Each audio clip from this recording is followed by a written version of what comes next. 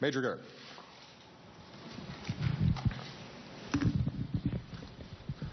Thank you, Mr. President.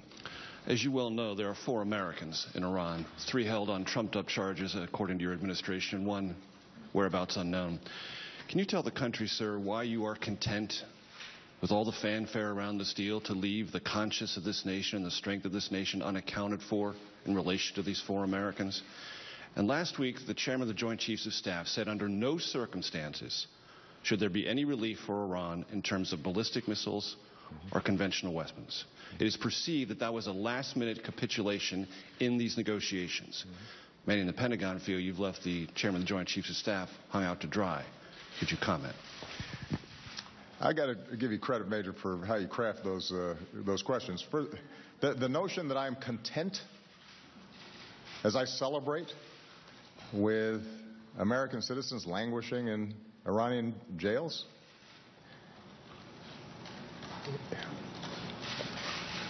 Major, that's nonsense.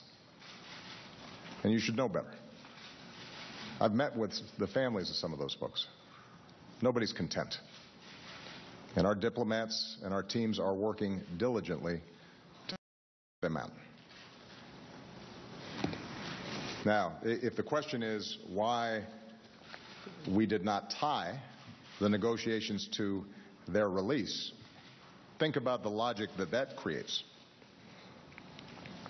Suddenly Iran realizes, you know what, maybe we can get additional concessions out of the Americans by holding these individuals.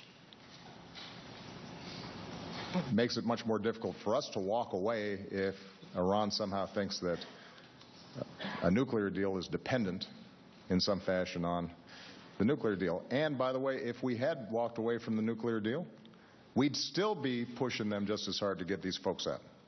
That's why those issues are not connected. But we are working every single day to try to get them out, and won't stop until they're out and rejoined with their families.